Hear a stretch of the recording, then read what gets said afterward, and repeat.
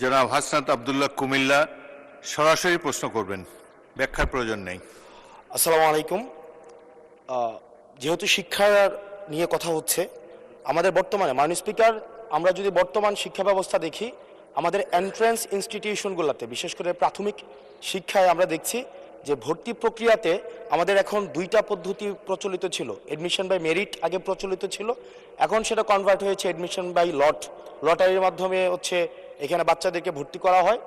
ফলত যেটা হয়েছে, ফিডার ইনস্টিটিউশনগুলোর শিক্ষার মান অনেক কমে গিয়েছে, যার ফলে টারশিয়ারি এডুকেশনে আমরা হচ্ছে কোয়ালিটি সম্পন্ন ছাত্র আমরা হচ্ছে বিশ্ববিদ্যালয়গুলোতে আমরা পাঠাতে পারি না।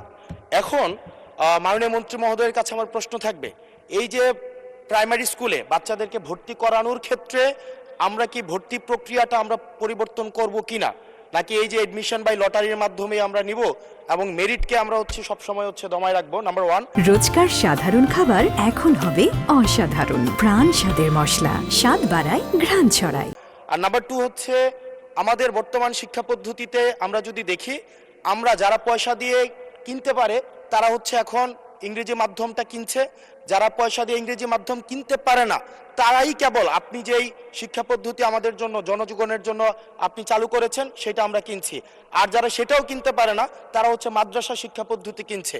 আপনার কাছে প্রশ্ন যে আমাদের বর্তমানে একটা দেশে এই তিনটা শিক্ষা পদ্ধতি যেটা অর্থনৈতিক অবস্থার উপরে নির্ভর করে চলে, এই তিনটা শিক্ষা পদ্ধতি জিয়ে রেখে আপনার কি মনে হয় যে আপনি একটা ইনক্লুসিভ শিক্ষা পদ্ধতি নিয়ে আমাদের দেশটাকে আগায় নিতে পারবেন? ধন্যবাদ। মূল প্রশ্ন ছিল জাহাঙ্গীর হোসেনের, মাননীয় সদস্য, সারা দেশে প্রাথমিক ও গণশিক্ষার উন্নয়নে কোনো প্রকল্প গ্রহণ করা হইয়াছে কিনা, হইলে তাহা কি?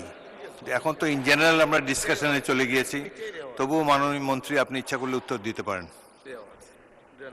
ধন্যবাদ মাননীয় স্পিকার, ধন্যবাদ মাননীয় সংসদ সদস্যকে।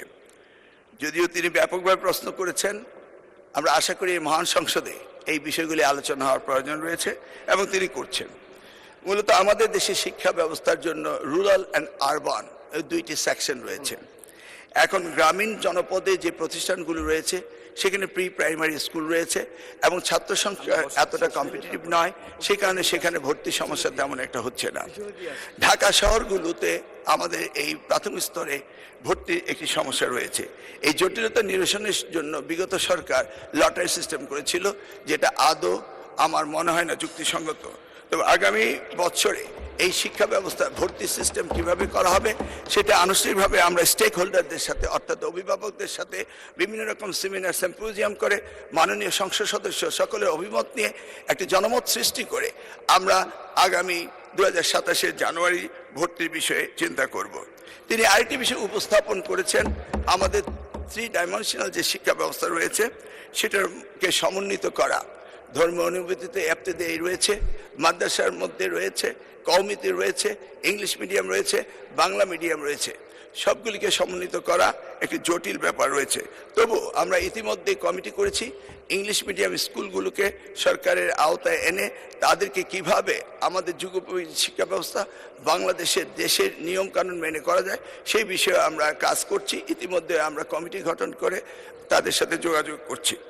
দ্বিতীয়টি হলো এফতেদায়ী শিক্ষা ব্যবস্থা, সেটাকেও আমরা ইতিমধ্যেই আমরা সেই বিষয়ে ব্যাপক কাজ শুরু করেছি। আর কওমি শিক্ষা ব্যবস্থাকে কিভাবে অন্তর্ভুক্ত করা যায়, কারণ একটি দেশে বিভিন্ন শিক্ষা ব্যবস্থা না থেকে কিভাবে শিক্ষা ব্যবস্থা সমন্বিত করা যায় সেই ব্যাপারে সরকারের পক্ষ থেকে প্রচেষ্টা এবং উদ্যোগ আমরা নিচ্ছি।